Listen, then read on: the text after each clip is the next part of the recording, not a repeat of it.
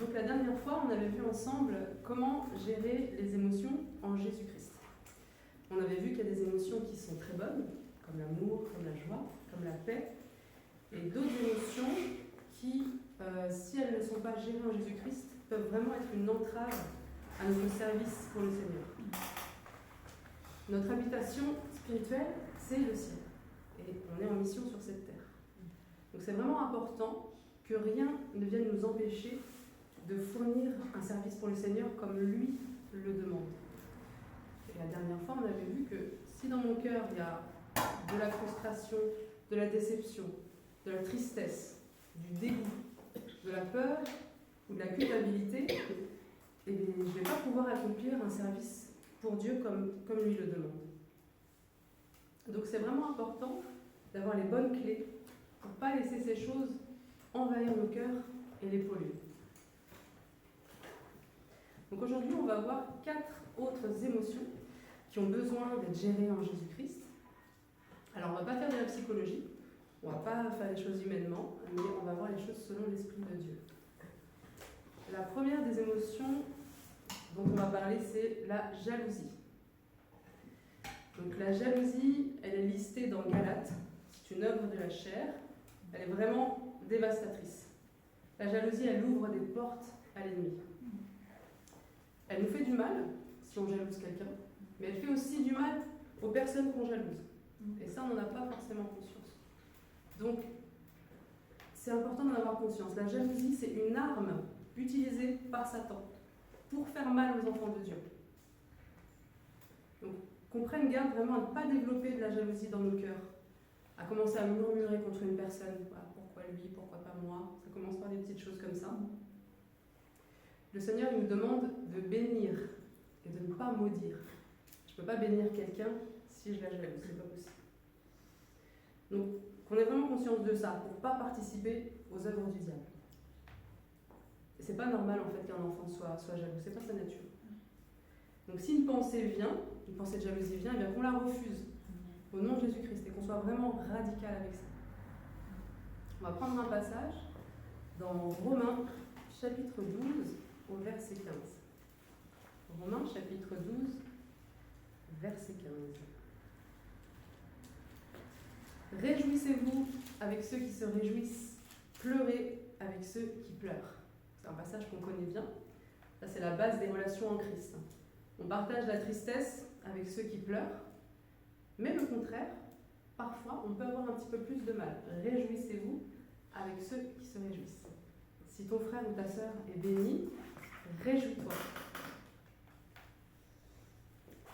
Réjouis-toi. Il ne va pas commencer à dire, voilà, pourquoi pas moi, pourquoi c'est lui, hein, ça commence par des choses comme ça et ça vient polluer mon cœur. C'est important que ces choses dégagent de nos cœurs, que ces choses dégagent du milieu de nous, parce que ça fait des dégâts monstrueux dans le corps de Christ. Et la jalousie, c'est pas normal. Chez un enfant de Dieu, c'est pas sa nature. La nature d'un enfant de Dieu, c'est se réjouir avec celui qui se réjouit. Même avec ceux qui ne connaissent pas le Seigneur, hein, pas seulement avec les enfants de Dieu. Mettons par exemple que ton voisin, qui ne connaît pas le Seigneur, ben le Seigneur lui offre une super belle voiture. Voilà. Et toi, ben, tu n'en as toujours pas, ou bien tu en as une, mais elle démarre une fois sur deux. Et B, ne va pas commencer à murmurer contre le Seigneur, mais moi je suis ton enfant, et pourquoi lui, et pourquoi pas moi? Non, réjouis-toi pour lui. Parce que le Seigneur, il sait toutes choses. Et peut-être que ton voisin, il a plus besoin de cette voiture que toi. Et peut-être que toi, tu as quelque chose à apprendre dans cette situation particulièrement. S'il y a des épreuves, on le sait, c'est pas parce que Dieu nous aime pas. Bien au contraire. Il permet certaines situations pour que nos cœurs changent. C'est ça, c'est la grâce de Dieu. C'est la grâce de Dieu. Le Seigneur, il châtie ses enfants. Il châtie ceux qu'il aime. Et on est ses enfants légitimes. Donc réjouissez-vous avec ceux qui se réjouissent. Que nous soyons joyeux avec nos frères et sœurs qui sont dans la joie. Et quand ils traversent des moments difficiles, eh bien, que la joie du Seigneur leur apporte la consolation. On partage des moments de deuil, des moments difficiles, mais il y a toujours cette joie du Seigneur qui est en nous, qui est essentielle, qui est une joie profonde. C'est cette joie-là qui va nous permettre de consoler les frères et sœurs et de consoler aussi ceux qui ne connaissent pas le Seigneur. Donc la jalousie, on la dégage au nom puissant de Jésus-Christ. Et on veille à ce qu'il n'y ait rien de cette sorte dans nos cœurs, que rien ne vienne s'installer dans nos cœurs, même pas une petite pointe. Et si ce n'est pas notre cas, mais qu'on voit, on s'aperçoit qu'il y a un frère ou une sœur qui commence à développer de la jalousie dans son cœur, eh bien, qu'on puisse le reprendre, mais dans l'amour. Même si on a raison, qu'on puisse le reprendre dans l'amour et dans la douceur du Seigneur. C'est important.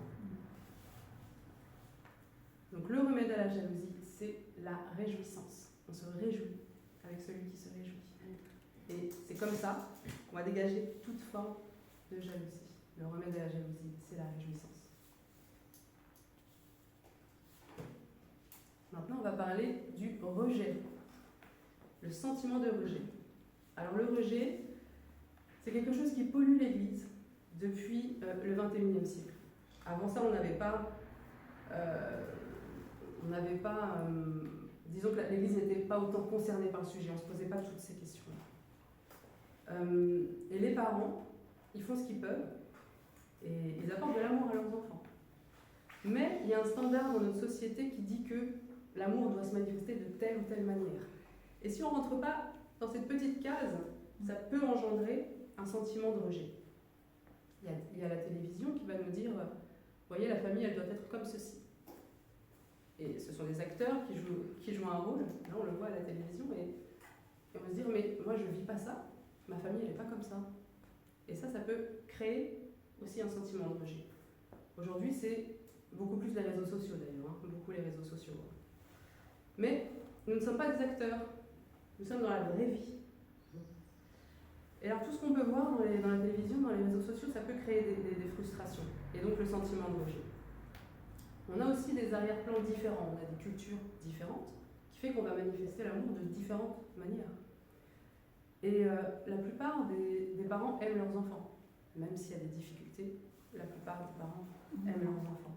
Donc qu'on soit dans un état d'esprit de se réjouir de ce que les parents ont fait, même si c'est des petites choses. Parce que les parents ne seront jamais comme on veut vraiment, voilà, ils ne sont pas parfaits, ils nous ont donné ce qu'ils ont pu. Et on ne peut pas donner ce qu'on n'a pas reçu. Donc que toute trace de rejet parte de notre cœur et qu'on ne se laisse pas formater par ce monde. On va prendre un passage dans Marc, chapitre 9, verset 41. Marc, chapitre 9, verset 41. Et quiconque vous donnera à boire un verre d'eau en mon nom, parce que vous appartenez à Christ, je vous le dis en vérité, il ne perdra point sa récompense. Parce que vous appartenez à Christ. C'est ça le remède du rejet. Comprends que tu appartiens à Christ. C'est l'appartenance, tu as été adopté. Et l'adoption dans la Bible, l'adoption avec le Seigneur, ça n'a rien à voir comme dans certains pays où on peut désadopter si ça se passe mal. Avec le Seigneur, c'est impossible. Tu as été adopté et c'est pour la vie éternelle. Le Père ne va jamais te rejeter. Si toi tu décides de renier Jésus, c'est autre chose. Mais le Père ne te reniera jamais. Il a payé beaucoup trop cher pour ça. Il a payé très très cher pour nous avoir. Donc nous appartenons à Jésus-Christ. Nous sommes dans la main de Christ. Nous sommes dans ses mains percées. À chaque fois que l'ennemi va voir Dieu pour t'accuser, pour essayer de t'accuser, Christ s'interpose en montrant ses mains percées. J'ai déjà payé le prix. J'ai payé le prix. À chaque fois qu'on lève les mains au ciel, ce n'est pas nos mains que nous levons, ce sont les mains du Seigneur qui ont été clouées pour nous à la croix. Donc nous appartenons à Christ. Nous sommes de la famille de Dieu. Et nous sommes assis dans les lieux célestes, nous sommes ressuscités en lui. Nous ne sommes pas des individus quelconques. Nous faisons partie de la famille de Dieu. Donc il faut vraiment sortir de cette pensée individualiste qui est vraiment propre à la société occidentale. Moi je sens que c'est très égocentrique, très égoïste. Mais non, nous appartenons à Christ. Nous sommes la propriété de Christ. Nos corps sont le temple du Saint-Esprit. Et donc, au final, le rejet n'a aucune place. Quand tu comprends ce que Christ il a accompli à la croix, et il a tout accompli, quand tu comprends qui tu es devenu en Jésus-Christ, le rejet n'a plus de place. Le rejet devient un non-sens total. Alors oui, dans le passé, des personnes nous ont fait du mal, des personnes nous ont rejetés. Oui, mais ça c'était avant. Ça c'était avant. Et même s'il y a encore des personnes qui te détestent aujourd'hui, bénis-les. Mais va de l'avant. Ne regarde pas en arrière. Parce que tant qu'on sera tourné vers l'arrière, on sera comme la femme de Lot. Souvenez-vous quand Sodome et Gomorrhe étaient en train d'être détruits, le Seigneur avait dit, marchez, mais ne vous retournez pas. Lot ne s'est pas retourné, ses filles non plus. Mais la femme de Lot, elle s'est retournée et elle a été pétrifiée, changée en statue de sel, pétrifiée. Et c'est ce qui arrive lorsque nous regardons en arrière. Nous sommes pétrifiés. Le regard en arrière, c'est les choses anciennes, c'est la boue.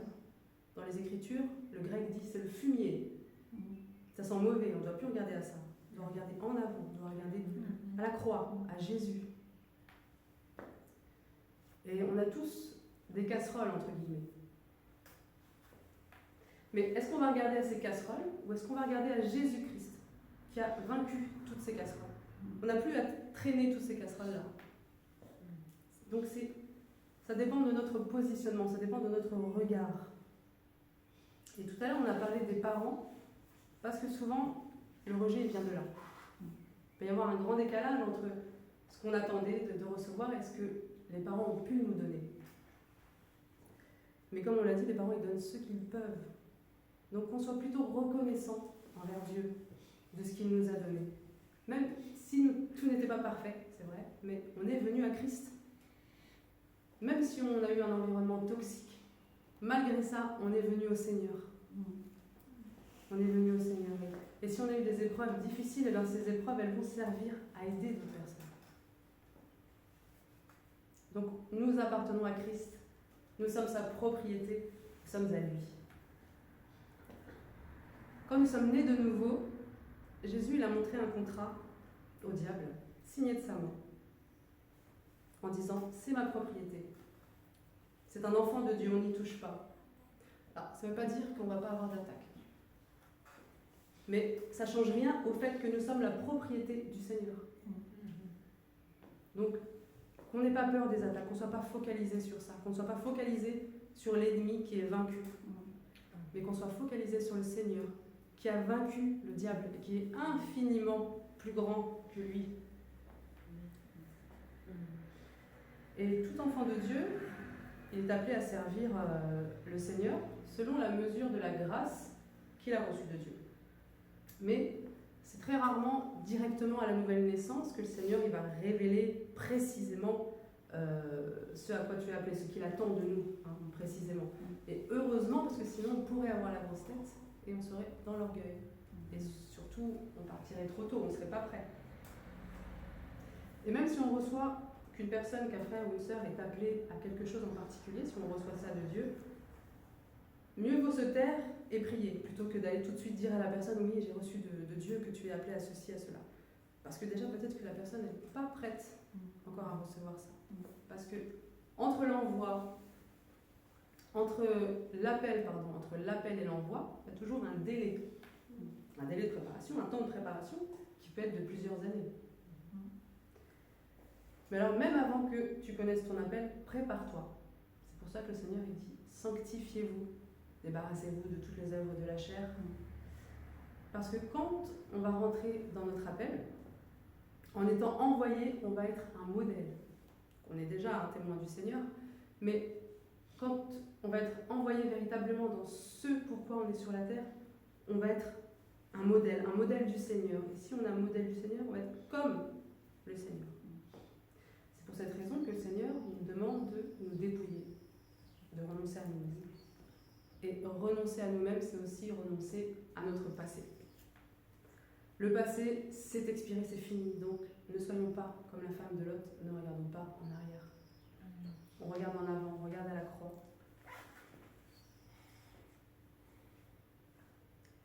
On va parler maintenant d'un autre sentiment qui est la colère.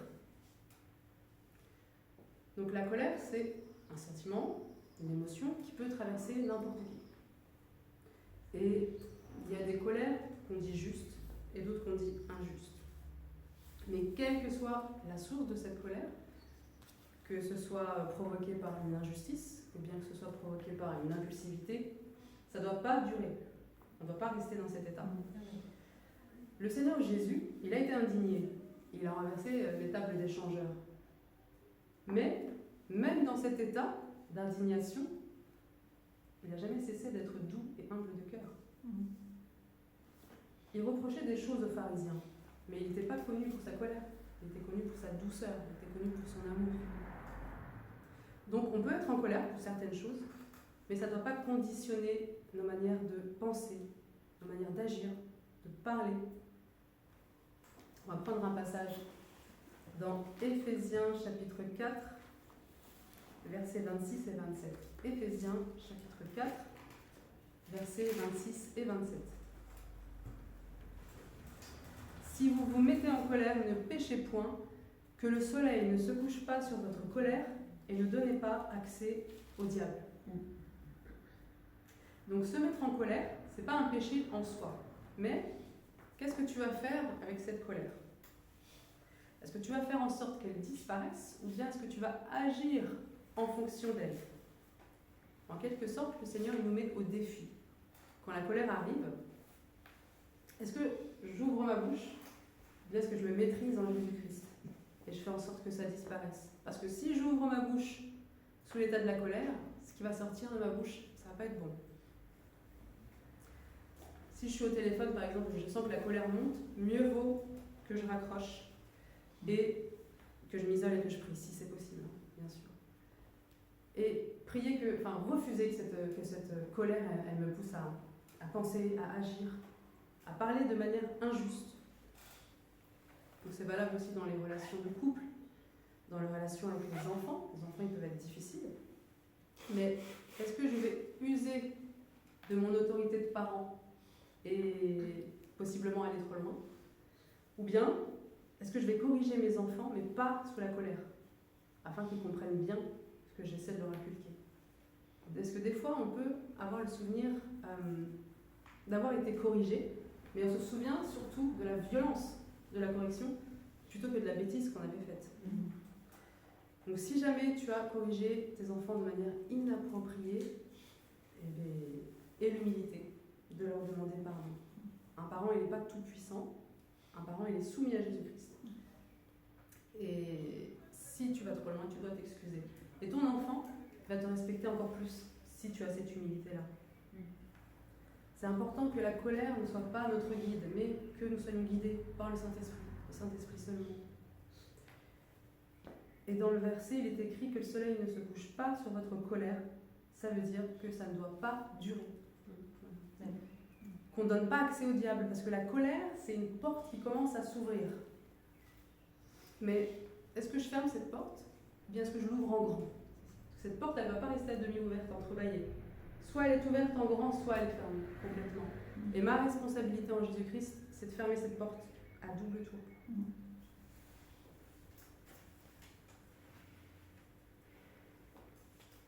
Maintenant, on va parler de la honte. La honte. Donc la honte, suivant notre arrière-plan culturel, ça peut être plus ou moins présent. Parce que les cultures qui ne sont pas occidentales sont basées sur l'honneur et la honte. En Afrique, en Amérique du Sud, en Asie, l'honneur et la honte, c'est la base des cultures locales. L'honneur, c'est fondamental. L'honneur des familles, etc., c'est très ancré. Et en Occident, c'est plutôt le droit et la justice. C'est pas bon non plus, parce qu'il ne s'agit pas de la justice de Dieu. Et ça s'exprime plutôt dans les plaintes et les réclamations. Alors que dans d'autres pays, ils vont être plus reconnaissants. Mais il y a cette honte qui s'attache à eux. Il y a cette honte maladive. La bonne nouvelle, c'est que Jésus-Christ a porté notre honte. Il a porté absolument toute notre honte. Donc, quelle que soit la honte qui s'attache à nous, qui est en nous, la honte du quand dira-t-on, etc., il peut y avoir toutes sortes de honte, ça doit partir. Parce que Jésus a déjà porté tout ça. La Bible nous dit qu'il a méprisé l'ignominie. Le Seigneur, il est venu sous la forme d'un homme. Dieu manifesté en chair. Il est venu sur la terre, il a été crucifié entièrement nu, ce qui est la honte suprême. Il a été crucifié entièrement nu devant tout un parterre de gens qui l'insultaient, qui se moquaient, qui l'injuriaient. C'est vraiment la honte suprême. Mais dans cette honte, il a méprisé l'ignominie. Il a méprisé la honte. Il s'est placé au-dessus de la honte. Il a porté cette honte. Il a dit, honte, tu n'auras pas autorité sur moi. C'est moi qui ai autorité sur toi. Et de la même manière, nous avons autorité. Ce n'est pas la honte qui a autorité sur nous. Même si dans ma culture d'origine, c'est la honte qui prime, aujourd'hui je suis libre en Jésus-Christ. C'est plus la honte qui va déterminer ma vie. Parce que parfois, il y a des choses qu'on n'ose pas faire, parce qu'on est pris par la honte. Mais que rien ne nous lie à part le Saint-Esprit. Ne soit pas lié par la honte. On va prendre un passage dans 1 Pierre, chapitre 2, versets 6 et 7. 1 Pierre, chapitre 2, versets 6 et 7.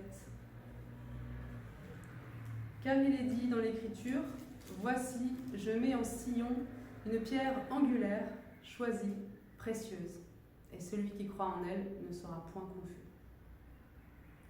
Celui qui croit en la pierre angulaire ne sera pas confus, il n'aura pas honte. Donc le remède, la solution à la honte, c'est la foi. C'est par la foi que je suis libérée de la honte. Celui qui croit n'aura pas honte, ne sera pas confus. Dans la Bible, la confusion et la honte, ça va ensemble. Donc prenons garde à ne pas chercher l'honneur parmi les hommes. Parce que quand on parle de honte, on parle aussi d'honneur. L'honneur, c'est le contraire de la honte. Et en tant qu'enfant de Dieu, je ne cherche pas à être honoré par les hommes. Si je suis honoré, c'est pas moi qui l'ai cherché, d'accord, mais même des fois, je vais devoir refuser certains honneurs parce qu'ils pourraient me faire tomber. Ça pourrait me faire tomber. Le seul honneur que je cherche en tant qu'enfant de Dieu, c'est le Seigneur. Et quand je vais honorer le Seigneur, à la fin, je vais être honoré. Donc on refuse vraiment de toutes nos forces d'être honoré par les hommes. Parce qu'on vit dans une société, qu'elle soit occidentale ou non, qui est basée sur les titres, le prestige, le niveau des diplômes. Mais ça, c'est pas le système de Dieu, c'est pas le royaume de Dieu. Ce qui est important pour le Seigneur, c'est qu'on ait le cœur d'un enfant, qu'on soit régénéré, qu'on soit libre en Jésus-Christ, qu'on marche selon sa volonté, par son Saint-Esprit. Donc c'est par la foi qu'on est honoré, c'est par la foi qu'on n'a plus honte. C'est par la foi qu'on est libéré du déshonneur. Et le déshonneur, il tient vraiment beaucoup de familles. Et la question c'est, est-ce que je vais réagir face à un échec en me sentant déshonoré? Ou bien est-ce que je vais dire, ok Seigneur, ça n'a pas marché comme j'ai voulu, mais je vais vraiment apprendre ce que j'ai à apprendre dans cette situation-là. Comment je vais réagir face aux échecs? Si je me sens déshonoré, comme si c'était la honte, ça veut dire qu'il y a encore un peu de honte en moi. Et le Seigneur, il va permettre des échecs pour que ce sentiment de honte il soit complètement déraciné. Pour d'autres choses aussi, mais aussi pour ça. Donc, qu'on place notre honneur dans le Seigneur. Et par la foi, tout sentiment de honte va déguerpir. Parce qu'on aura compris que le Seigneur, il veut nous utiliser avec nos faiblesses, pour que personne ne se glorifie. Si quelqu'un va dire, oui, moi, je sers le Seigneur, c'est grâce à mes qualifications, c'est grâce à mes diplômes, c'est grâce à ça que je peux faire l'œuvre de Dieu. Ça ne va pas du tout. Je ne vais pas servir le Seigneur avec mes propres forces. Je ne vais pas servir le Seigneur avec ma chair. La chair, elle est à la croix. Et en parlant de faiblesse, il y a des choses qu'on n'arrive pas à faire. Mais il va y avoir un frère, il va y avoir une sœur dans l'église qui pourra t'aider à le faire. Parce qu'on est tous membres du même corps. Et le Seigneur, il veut qu'on soit interdépendants. Nous sommes membres des uns des autres. On s'appuie bien sûr sur le Seigneur, mais le Seigneur, il a donné son corps pour qu'on s'aide les uns les autres. Donc on ne cherche pas à être honoré, que ce soit dans l'église, que ce soit dans notre travail, que ce soit dans le monde. On ne cherche pas ça. Et même si on est appelé à un ministère d'autorité, on ne cherche pas à être honoré.